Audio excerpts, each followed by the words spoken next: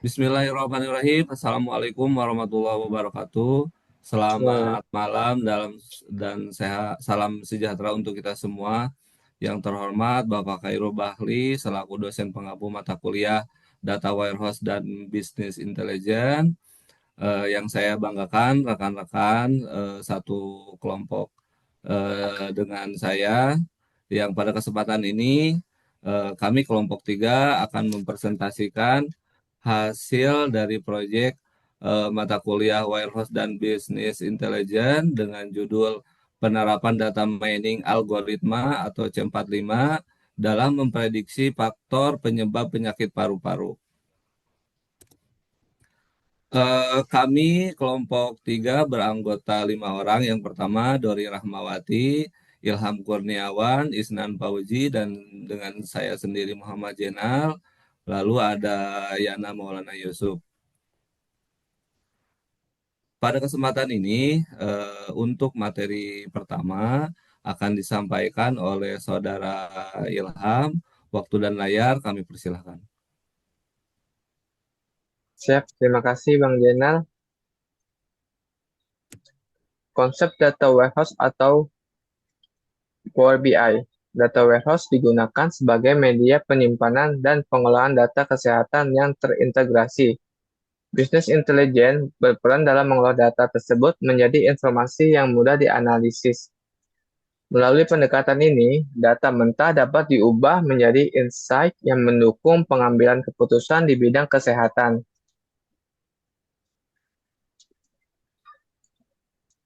Latar belakang.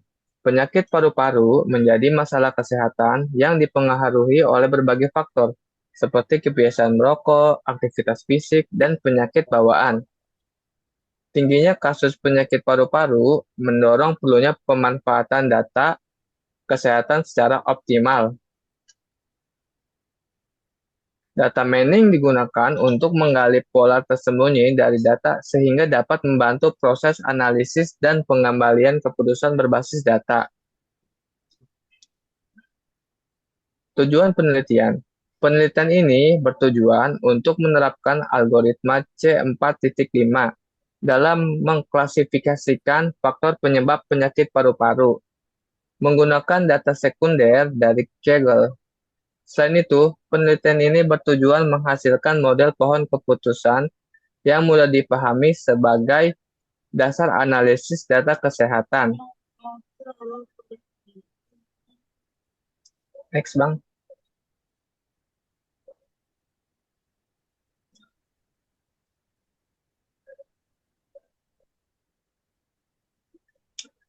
Pengumpulan data. Data penelitian diperoleh dari platform Kaggle sebagai sumber data sekunder. Dataset berjumlah 30.000 record dengan atribut usia, jenis kelamin, kebiasaan merokok, status bekerja, aktivitas begadang, aktivitas olahraga, asuransi, penyakit bawaan, dan hasil diagnosis. Data Kaggle dipilih karena bersifat terbuka, terstruktur, dan sesuai untuk analisis data warehouse dan business intelligence. Berikut adalah contoh gambar dari dataset Kaggle.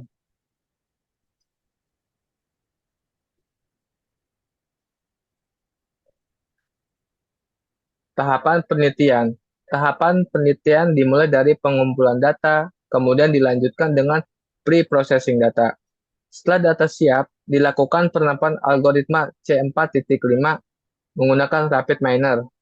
Tahap akhir adalah evaluasi hasil dan penarikan kesimpulan berdasarkan performa model. Berikut adalah contoh untuk ambil dari datanya. Pertama data Kaggle, kedua pre-processing, ketiga kita proses data menggunakan C4.5 Rapid Miner, terus ada hasilnya, terakhir kesimpulan. Berikutnya akan disampaikan oleh Bang Yana. Terima kasih. Baik, terima kasih Bang Ilham. Untuk pre-processing data ada dua, itu data cleaning dan data reduction. Untuk data cleaning, tahapan ini meliputi penghapusan data duplikat, penanganan nilai kosong atau missing value, serta perbaikan data yang tidak konsisten agar tidak memengaruhi hasil klasifikasi. Data yang belum Bang Jenal. Data yang bersih akan membantu model menghasilkan prediksi yang lebih akurat. Sedangkan data reduction dilakukan dengan mengurangi jumlah atribut dari dataset Kaggle dan hanya mempertahankan atribut yang paling berpengaruh. Proses ini bertujuan untuk menyederhanakan model, mempercepat proses komputasi, serta mengurangi noise sehingga pohon keputusan yang dihasilkan lebih jelas dan mudah dipahami. Algoritma C4.5 merupakan metode klasifikasi berbasis pohon keputusan yang bekerja dengan menghitung nilai entropi dan information gain. Algoritma ini memilih atribut terbaik sebagai simpul keputusan hingga menghasilkan klasifikasi akhir. Keunggulan utama C4.5 terletak pada kemampuan menghasilkan aturan keputusan yang transparan dan mudah dipahami. Slide. Untuk pengujian algoritma C4.5, gambar di samping menampilkan cuplikan dataset mentah yang digunakan dalam penelitian sebelum dilakukan pemodelan. Berikut poin-poin pentingnya. Dataset berisi 380 baris dengan 7 atribut reguler: usia, jenis kelamin, merokok, bekerja, aktivitas berat, aktivitas olahraga, penyakit bawaan, dan target variabel atau hasil ya atau tidak. Untuk slide berikutnya kami persilahkan Bang Isnan. Oke, terima kasih. Langsung ini di pengujian algoritma C45 ya.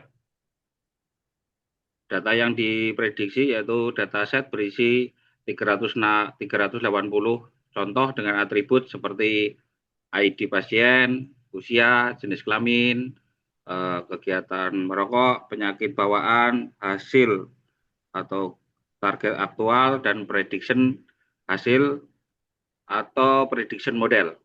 Model ini secara konsisten memprediksi dengan benar untuk kelas mayoritas ya dengan confidence tinggi sesuai dengan hasil akurasi sebelumnya. Namun representasi kelas minor atau tidak terlihat di cuplikan ini, yang perlu dievaluasi lebih lanjut untuk memastikan model tidak bias. Ini adalah screenshotan dari RapidMiner yang menunjukkan event line evaluasi model decision tree C45 dengan validasi silang di RapidMiner yang memastikan model diuji secara lebih andal dan tidak overfitting. Pengujian algoritma selanjutnya adalah hasil pengujian. Hasil pengujian menunjukkan algoritma C45 mampu mengklasifikasi data dengan tingkat akurasi yang tinggi berdasarkan atribut kesehatan. Model ini sangat baik untuk memprediksi kelas mayoritas atau ya, tetapi perlu perhatian khusus jika kelas tidak penting dalam konteks nyata, misal untuk deteksi penyakit atau resiko. Mungkin perlu teknik penanganan data tidak seimbang seperti resampling atau threshold adjustment. Dilanjut dengan pohon keputusan. Di sini ada screenshotan juga terkait pohon keputusan. Pohon keputusan menunjukkan atribut penyakit bawaan dan kebiasaan merokok sebagai faktor dominan, dan juga pohon ini menunjukkan faktor penyakit bawaan, kebiasaan merokok, dan jenis kelamin untuk mengambil keputusan terkait risiko penyakit seperti jantung, paru-paru, atau kondisi kronis. Kesimpulan, berdasarkan hasil penelitian, algoritma C45 terbukti efektif dalam memprediksi faktor penyebab penyakit paru-paru menggunakan data dari Kaggle. Model yang dihasilkan bersifat interpretatif dan relevan untuk analisis berbasis data. Dalam konteks DWBI, penelitian ini menunjukkan bagaimana data mentah dapat diolah menjadi informasi yang mendukung pengambil keputusan. Sekian, terima kasih. Dilanjut demo oleh Mbak Dori. Baik, terima kasih teman-teman yang sudah memaparkan materi pada kesempatan ini. Untuk selanjutnya, eh, di sesi demonstrasi aplikasi akan disampaikan oleh Kakak Dori. Waktu dan layar kami persilakan. Baik, terima kasih kepada Yang Yana. Di sini saya akan mendemokan hasil yang sudah kami kerjakan.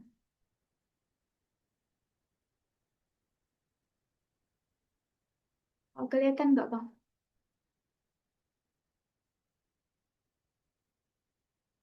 Layar saya kelihatan nggak ya? Kelihatan? Ya, di sini kami menggunakan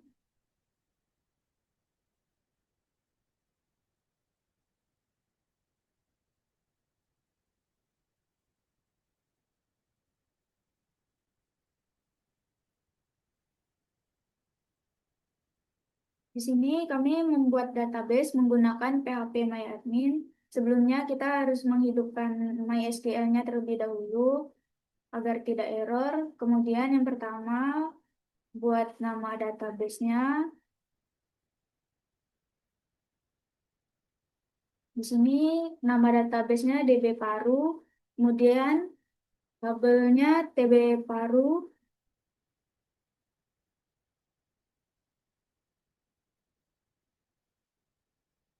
kemudian setelah tabelnya dibuat, klik import,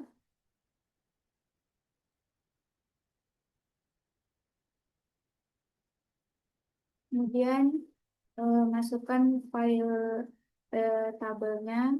Sebelumnya saya sudah membuat file tabelnya, jadi tinggal dimasukin, klik import,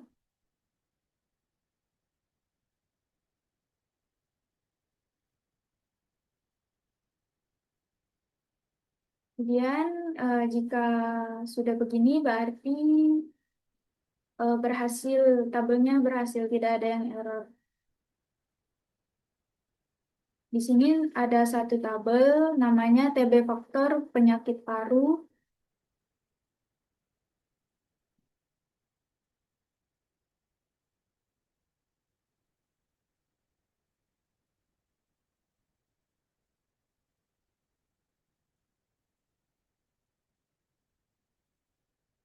Kemudian di sini ada strukturnya, ada ID, usia, jenis kelamin, merokok, bekerja, aktivitas bergadang, aktivitas olahraga, penyakit bawaan, dan hasil. Juga ada tipe dan lain-lainnya. Dan ini ada fieldnya.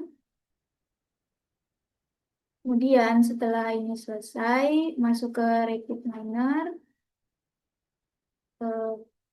klik local repository, kemudian klik kanan pada connect, klik connection, masukin namanya. Contohnya penyakit baru. Klik create. Di sini database sistemnya diubah menjadi MySQL, usernya root, passwordnya dibiarkan, kemudian ininya host sama portnya otomatis, kemudian database-nya sesuaikan sama nama database yang sudah dibuat, DB Paru. Kemudian tes connect. Kalau begini berarti drive-nya belum ketemu. Jadi pada drivernya kita masukin, kita cari filenya dulu.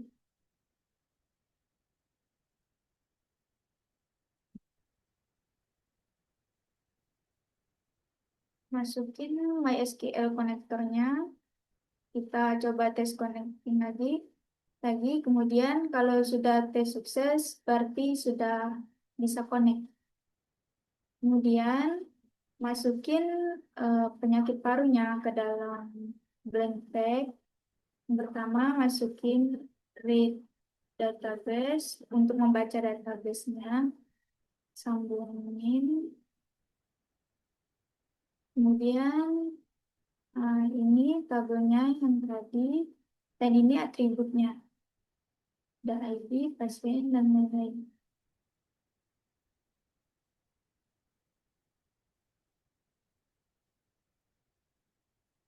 Kemudian pencet dan klik OK. Kemudian yang ketiga, kita cari scroll. Draft scrollnya, sambungin. Yang pertama kita set ID-nya, ID pasien, dan juga target role-nya ID. Kemudian set role lagi, kita sambungin set role pertama dan set role kedua untuk memasukkan labelnya. Atribut name-nya hasil, kemudian target role-nya label. Kemudian kita klik apply. Kemudian kita cari cross validasi. Kita sambungin, klik 2 kali pada cross validasi. Kemudian di sini ada testing dan training. Pada training kita masukin decision tree, draft, kemudian sambungin model dan model. Kemudian pada halaman testing kita masukin apply model, disambungin, dan yang terakhir kita ingin mencari performance, jadi kita masukin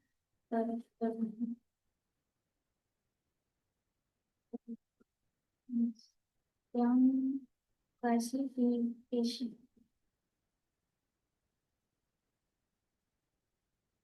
Setelah itu kita sambungin.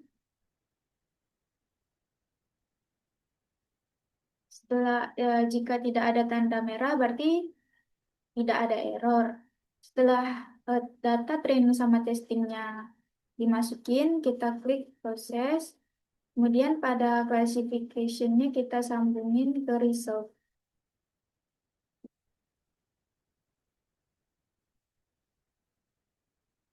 Setelah ini selesai, kita klik running.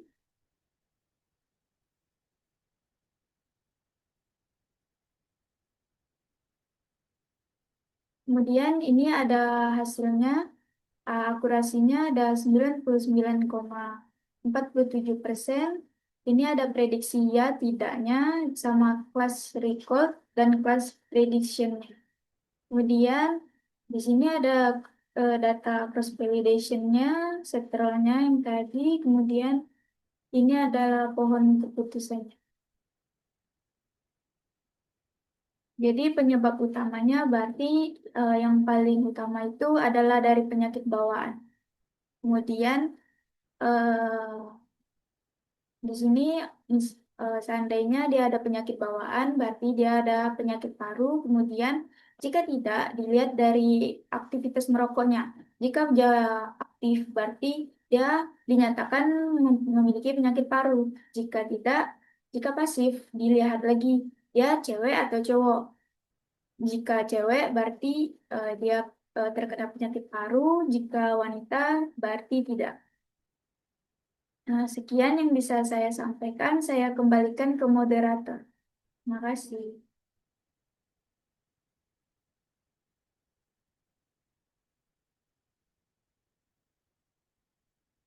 Masih mute Bang Jenal. Terima kasih kepada tim presentator atas paparan yang sangat komprehensif. Sebagai moderator, saya akan menyimpulkan beberapa poin penting yang telah disampaikan. Yang pertama, proyek ini telah berhasil menunjukkan bagaimana algoritma C45 dapat mengimplementasikan untuk menganalisis faktor risiko penyakit paru-paru. Yang kedua, integrasi antara data warehouse sebagai repositori data dan business intelligence sebagai tools analisis telah menghasilkan model prediktif dengan akurasi 99,74%. Yang ketiga, proyek ini bukan hanya sekedar teori tetapi telah menunjukkan value nyata dalam bidang kesehatan dengan aturan-aturan prediksi dan inputable dan enable. Sebelum kita menutup acara, mohon maaf. Demikian acara presentasi pada malam ini. Semoga penelitian ini dapat bermanfaat dan berkembang lebih lanjut. Kepada dosen pembimbing, terima kasih atas bimbingan dan arahan selama ini. Kepada semua peserta, terima kasih. Billahi taufiq wal hidayah. Wassalamualaikum warahmatullahi wabarakatuh. Waalaikumsalam warahmatullahi wabarakatuh. Allah wabarakatuh. Waalaikumsalam.